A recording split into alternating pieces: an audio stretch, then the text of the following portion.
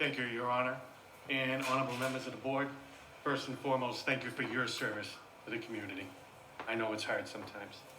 My name is Patrick Doherty. I personally reside at Brookstone Condos, 471 Silver Street in Ward 7, Manchester.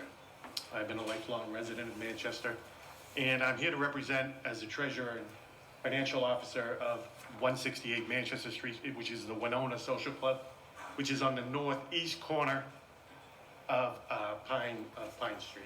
And we are ground zero. That was evident on Saturday morning. We do fall, anybody who doesn't understand, we sort of fall under the same statutes and rules as any American Legion, so on and so forth. We've been located at that site since 1987. So we've been a long time business owners in that. And I know there's some misunderstandings. We are the owner of the building. I know there's been some miscommunication, thinking we can't get a hold of the landlord. We are the landlord. We own the property. We own the building. It doesn't make me happy to come here today, but it's just been going on too long. So I'm here to tell you what we deal with on a daily basis. We deal with, first and foremost, the cleanliness of the neighborhood, the corner. As you've heard in the past, from past speakers, people defecate, urinate constantly. Our members who want to come in after having dinner downtown to have a drink, maybe hear the DJ, converse with their friends that they've been friends with for years and have members for years, have to walk out to their car in our parking lot and step on in feces or step on needles.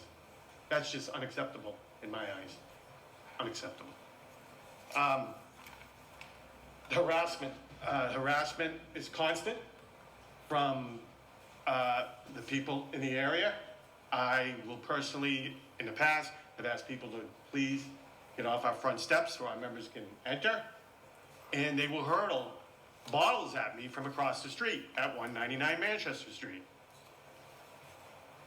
And I don't want a physical confrontation. I don't want our members to have physical confrontation.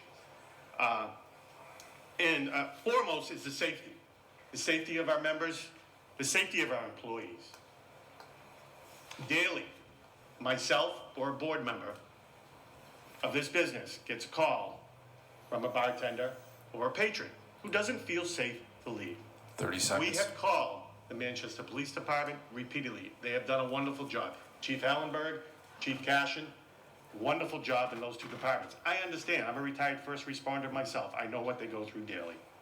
But something needs to happen. We don't receive our mail. We don't receive the newspaper. It's just a constant thing. So we have spent $7,000 on a security system, which is used all the time and on a regular basis by the Manchester Police Department. We have detectives in there on a weekly basis looking at videotape, which we are glad to provide for them, of not just on the corner, but looking up Hanover Street, down Hanover Street, so on and so forth. 3 minutes. We pay over $18,000 in real estate taxes and fees to the city of Manchester.